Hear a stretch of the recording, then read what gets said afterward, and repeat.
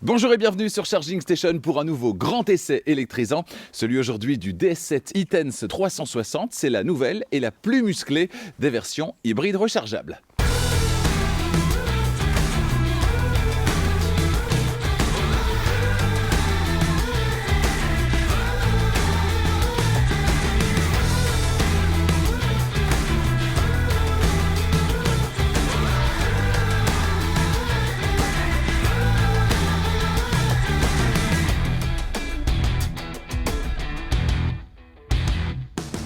Cet essai vous est proposé par Arval, solution de leasing pour professionnels et particuliers, et Autoscoot 24, la plus grande plateforme en ligne de voitures neuves et d'occasion en Europe.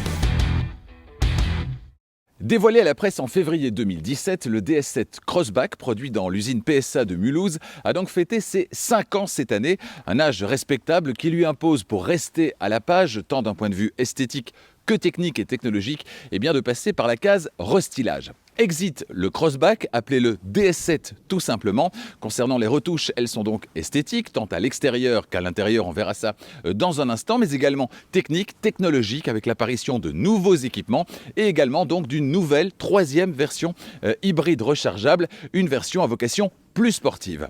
Alors, plus sportive, ok, mais le confort DS est-il toujours au rendez-vous? Quelles sont ses qualités, mais également ses défauts? Pour le savoir, j'en ai pris le volant pendant une semaine. Toutes les réponses aux questions que vous vous posez se trouvent donc dans cet essai.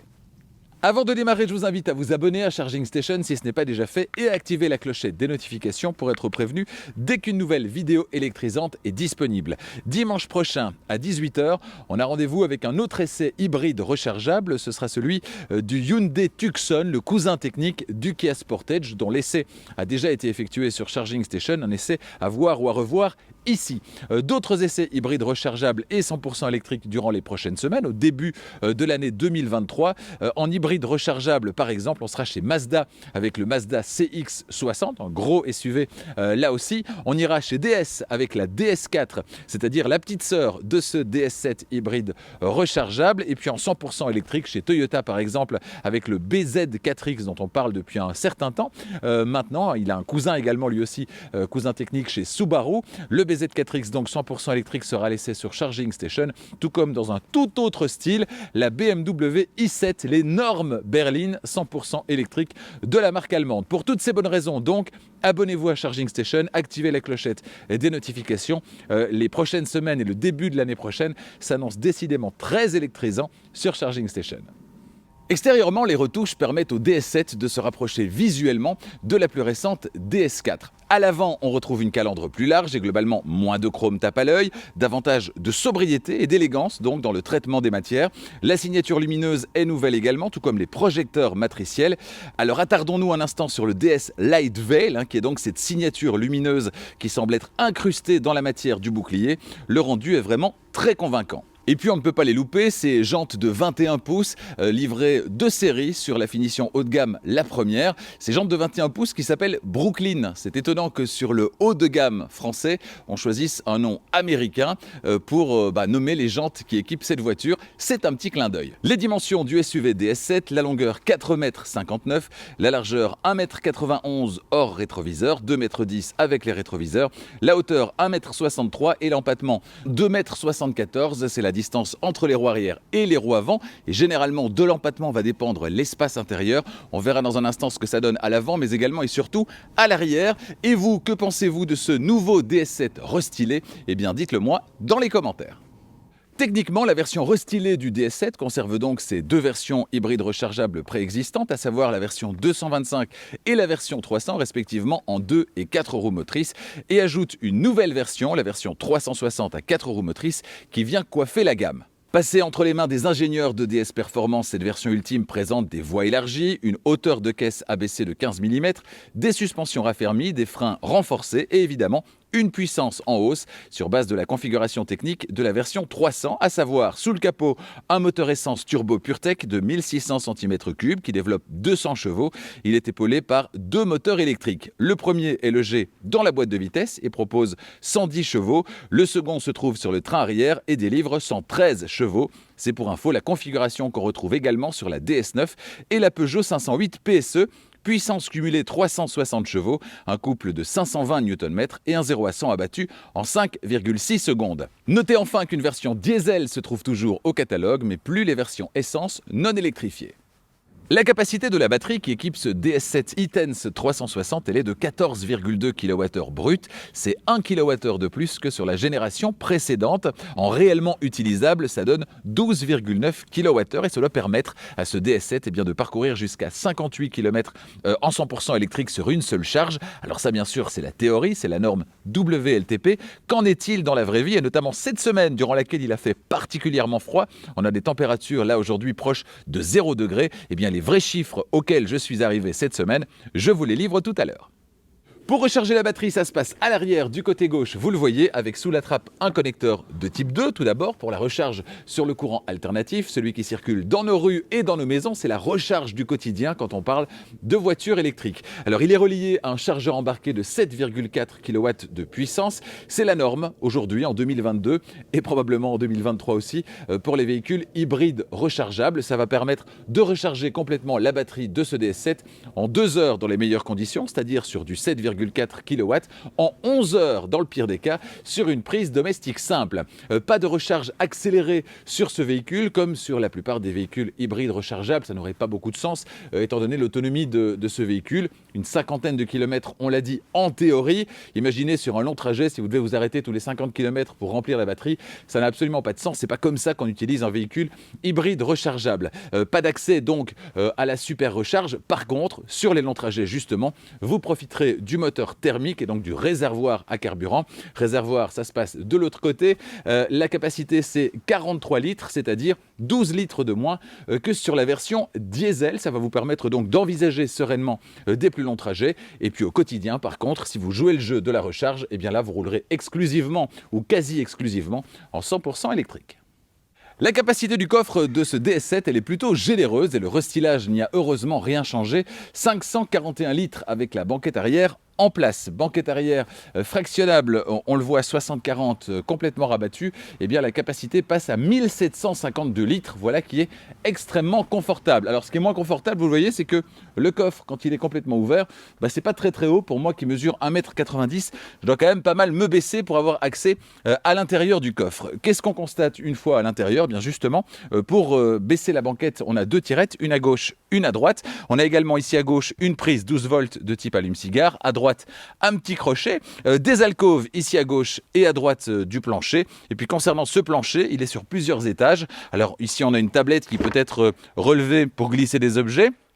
On peut la retirer complètement également. Et puis en dessous, on a encore une autre tablette qui va permettre d'accéder là à un petit espace supplémentaire, toujours pratique.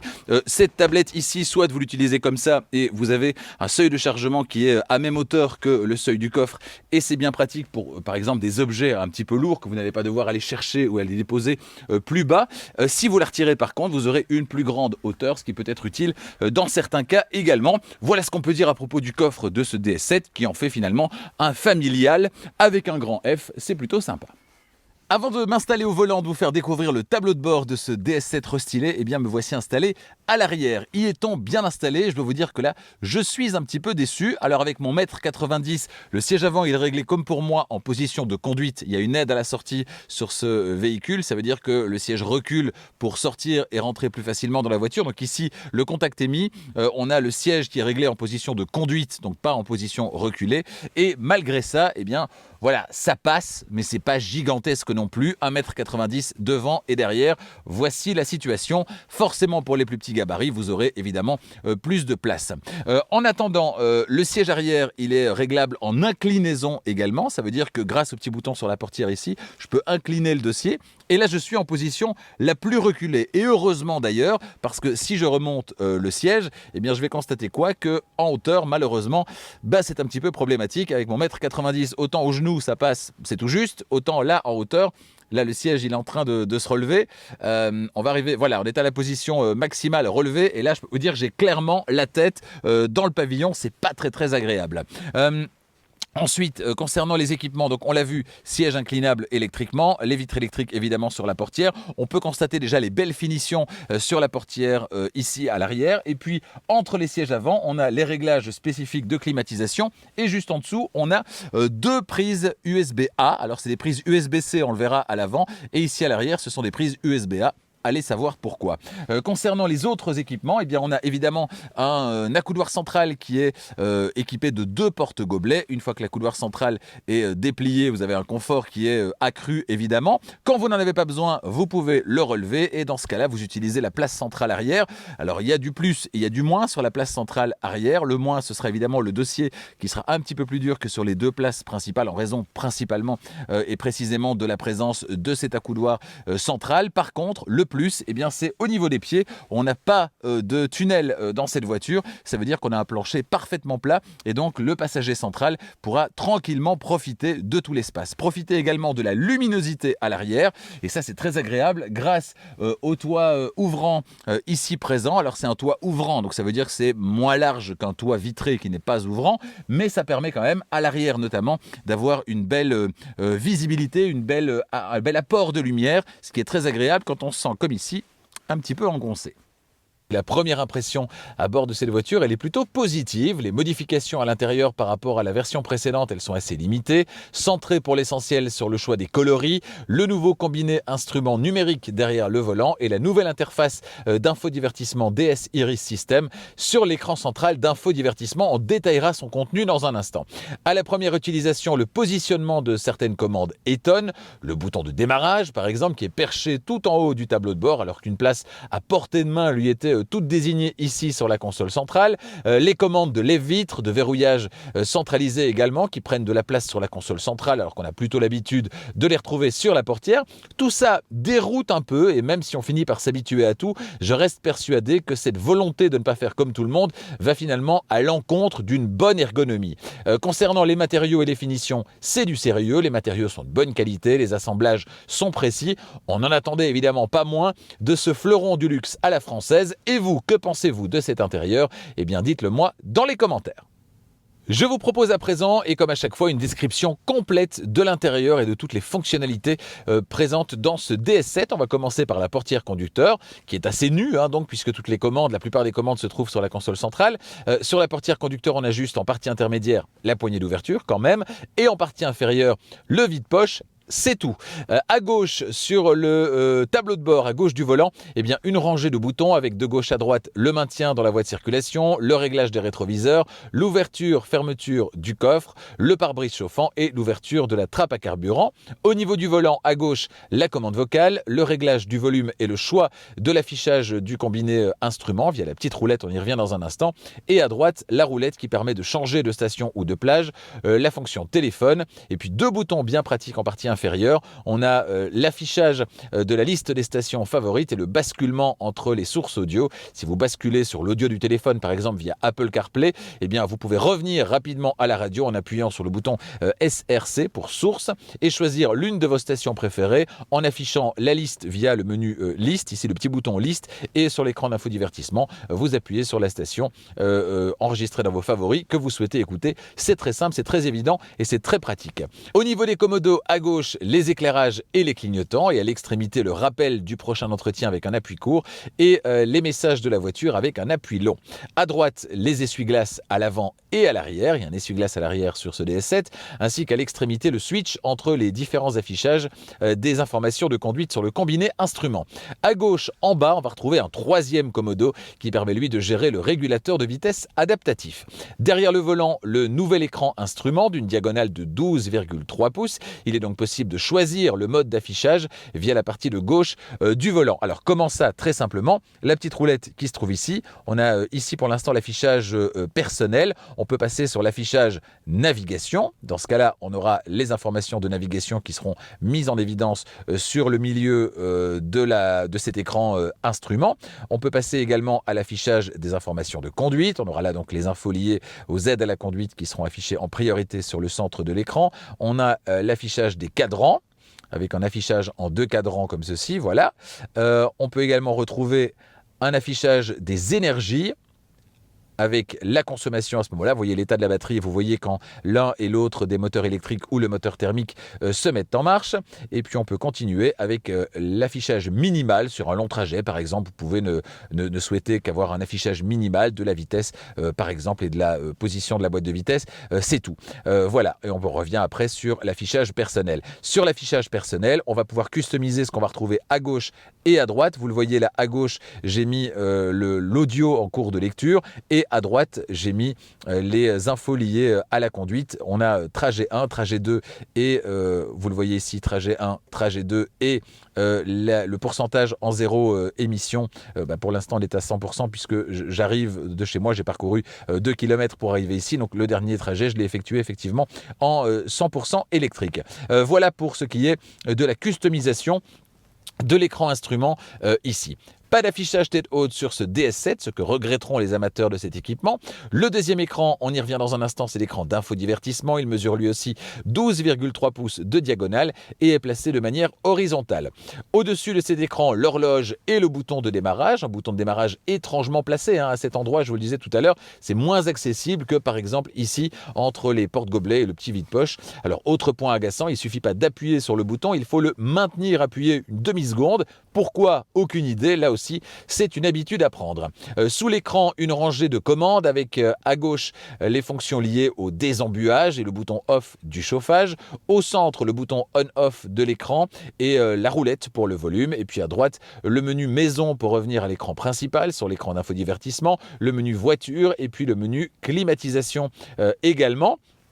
Alors pourquoi le menu climatisation à cet endroit alors qu'à gauche ici on a plutôt les infos justement liées à la climatisation? Je ne sais pas bien, c'est un petit peu étrange là aussi. Ici à droite enfin on a les feux de détresse. Juste en dessous un couvercle, sous ce couvercle on va retrouver un vide-poche dont le fond en caoutchouc est amovible, c'est pratique pour pouvoir le nettoyer. On peut y ranger son téléphone et le recharger par induction à condition de ne pas avoir un trop grand téléphone sinon ça ne rentre pas. Et puis on y retrouve également deux prises USB-C et une prise 12 volts de type allume-cigare. Plus en arrière, on a au centre le sélecteur de vitesse et puis de part et d'autre deux rangées de boutons. À gauche, ça démarre avec le frein à main électrique, les vitres électriques conducteur et passager arrière gauche et puis le verrouillage centralisé. À droite, on a les modes de conduite sur lesquels on reviendra sur la route, les vitres électriques pour le passager et le passager arrière droit et la sécurité enfant. Un petit vide-poche donc ensuite et puis deux porte-gobelets et sous la coudoir centrale qui s'ouvre en deux parties de manière latérale, on va retrouver un vide-poche qui est lui relativement grand. Coup d'œil du côté de la boîte à gants qui est de capacité tout à fait respectable, vous le voyez. Une boîte à gants qui est recouverte également de feutrine pour éviter que les objets se promènent à l'intérieur. Et puis en haut, enfin, on va retrouver les témoins de bouclage de ceinture, les lampes de lecture et les commandes électriques pour le toit ouvrant et le vélum, ainsi que les boutons d'urgence. Voilà pour la description complète de ce DS7. Place maintenant à la description plus précise du système d'infodivertissement. Avant de prendre la route, on va s'arrêter un instant sur le nouveau système d'infodivertissement, le système Iris proposé par DS. Alors, sans surprise, on a une navigation sur plusieurs pages qui comporte des tuiles, vous le voyez. La navigation d'ailleurs est très très réactive, très fluide. On a ici la partie climatisation avec la température pour le conducteur, avec ici la puissance du chauffage qu'on peut mettre en mode automatique évidemment. On a ici 4 autres menus, navigation, aide, téléphone et paramètres. Ici, tout ce qui concerne le téléphone, on peut évidemment tout changer de place. Ici, tout ce qui concerne également la partie électrique. Ici, la navigation, vous le voyez. Et on continue avec les massages pour le conducteur et le passager. Vous voyez qu'on est en patte de chat ici pour le passager et en vague pour le conducteur. On peut passer sur étirement. Enfin, il y en a plein d'autres. Également, les sièges chauffants ici, vous le voyez. Le menu siège, le menu climatisation. Et on peut encore aller vers la droite. Alors, vous le voyez, il faut être assez précis. En l'occurrence, ici, j'ai appuyé là, mais ici, c'est déjà un sous-menu qui peut être swipé. Donc, ça veut dire que je dois me mettre à un endroit où on n'a pas un sous-menu qui est swipable, vous me permettrez l'expression. Je dois me mettre ici, par exemple, où c'est pas swipable pour pouvoir passer à l'écran suivant. Voilà, on retrouve encore pas mal de choses. Mais tout ça est complètement customisable, personnalisable. Donc, vous pourrez vous faire l'intérieur et le menu que vous souhaitez. Donc, ici, les menus. Ici, en partie supérieure, les infos qui restent en permanence. L'activation ou non des sièges chauffants. Ici, la température, conducteur passager. Ici, la température extérieure, vous voyez, il fait moins 1 degré à l'extérieur, les connexions, l'horloge, etc. Donc ça c'est pour la partie supérieure qui reste visible en permanence, vous le voyez, hein, quel que soit l'écran sur lequel on va se trouver. Alors si j'appuie sur le menu ici, je me retrouve donc systématiquement sur cette première page. Si je vais ici dans les paramètres, là je vais pouvoir effectivement personnaliser le profil, les options de personnalisation, de couleurs, etc. La connectivité, les infos liées au système, la luminosité, les personnalisation dans la partie audio, paramètres radio, de volume, etc. Les paramètres du véhicule, l'accès au véhicule, la sécurité, l'éclairage du véhicule.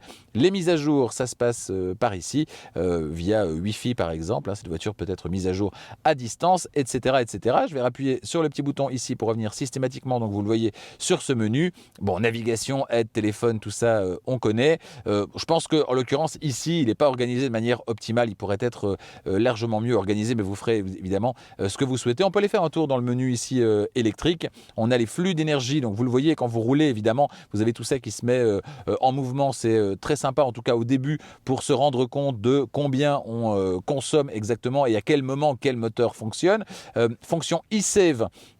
Alors la fonction eSave, elle vous permet de maintenir la charge de la batterie à une certaine hauteur. Vous le voyez ici, on peut avoir 10 km, 20 km ou maximum. Et bon, c'est pas le cas uniquement dans cette voiture, mais dans d'autres voitures de Stellantis où on a systématiquement, vous le voyez, 10 km, 20 km ou maximum, alors qu'en fait, on ne sait pas combien elle va consommer. Donc ça aurait été plus sympa et plus précis à mon avis de dire, je sais pas moi, 30%, 50% ou 100% de la batterie plutôt que de parler sur des kilomètres, alors que forcément la consommation, elle va varier d'un usage à l'autre en fonction notamment des conditions climatiques. Voilà, on va revenir sur le menu ici. Je pense qu'on a fait un petit peu le tour. Vous voyez, c'est très très réactif. Alors pour tout vous dire, je n'ai pas vraiment utilisé la fonction ici de navigation dans ce véhicule. J'ai plutôt utilisé Apple CarPlay parce que Apple CarPlay fonctionne sans fil. Je n'ai pas testé Android Auto, mais c'est évidemment disponible. Mais je ne sais pas si c'est avec ou sans fil.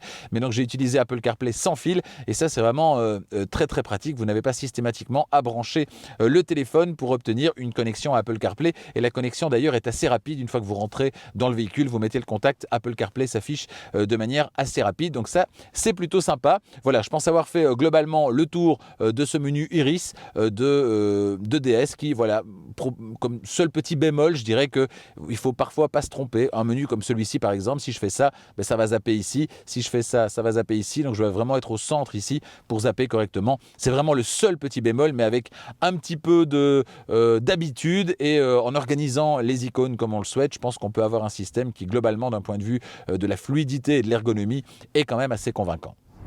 Dès les premiers tours de roue, eh bien, les sensations elles sont un peu déroutantes au volant de ce DS7 Extreme, la version 360, vocation sportive on l'a dit.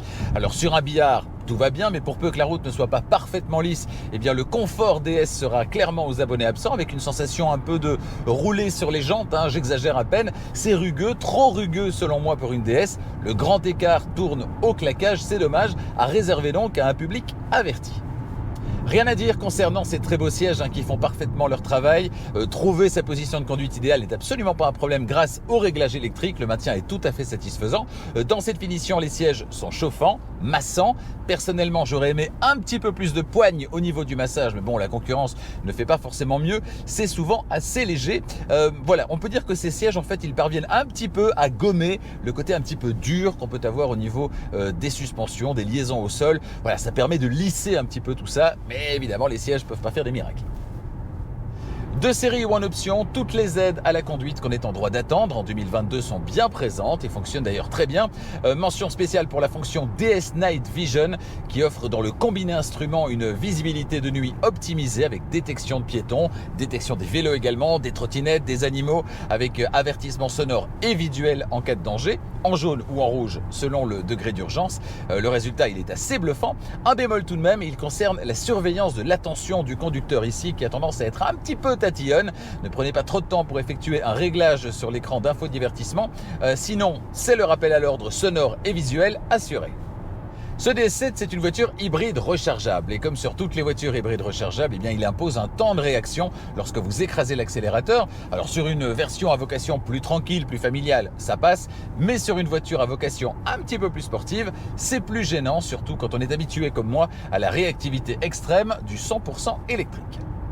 Alors, qu'en est-il justement en termes de comportement et d'agrément d'utilisation au volant de cette voiture? Sur papier, cette version, elle est puissante, 360 chevaux, mais dans les faits, à qui s'adresse-t-elle? C'est la question que je me suis posée après une semaine à son volant. Si vous recherchez de la performance pure, vous allez pester à chaque sollicitation appuyée en raison, je le disais, de la latence à l'accélération, et vous n'allez pas être transporté non plus par la sonorité du moteur thermique, 1600 cm3, on le rappelle, on en reparlera d'ailleurs dans un instant.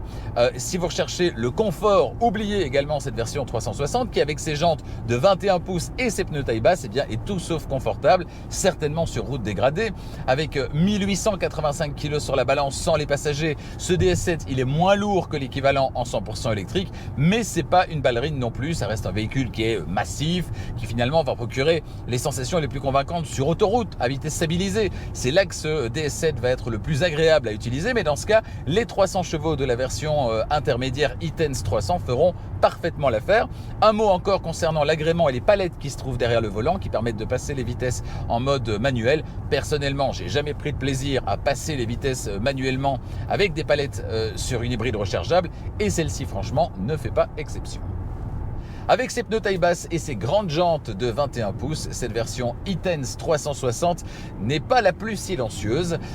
Si les bruits aérodynamiques sont plutôt bien maîtrisés, c'est un peu moins le cas des bruits de roulement, certainement sur revêtement dégradé. Et puis il y a ce bruit de moteur, 1600 cm3, on est loin d'une mécanique noble comme on peut en trouver dans d'autres voitures, d'autres marques. Bref, une fois sur l'autoroute à vitesse stabilisée, tout va bien, mais en phase d'accélération, sur une rampe d'accès à l'autoroute par exemple, avec le moteur thermique et ou sur revêtement dégradé, là c'est un peu moins la fête.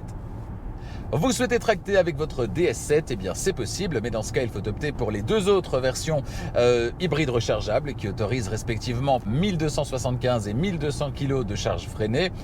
Une charge non freinée ce sera la norme, 750 kg, et avec cette version 360 me direz-vous, eh bien selon la documentation officielle du constructeur, il n'est pas possible de tracter une charge avec cette version. Pour quelle raison? Aucune idée. Si vous-même avez une idée, je suis preneur. Les modes de conduite disponibles sur ce DS7 e-Tense 360, ils sont au nombre de 5. 4 roues motrices, sport, hybride, confort et électrique. Vous choisirez votre mode de conduite préféré en fonction des circonstances. Sport pour se faire plaisir, hybride pour les longs trajets autoroutiers, confort pour un peu plus de confort ou un peu moins d'inconfort, c'est selon. Et puis 4 roues motrices par exemple sur la neige, etc., etc. Tout ça fonctionne très bien et est directement accessible, on l'a vu depuis le petit bouton ici sur la console centrale.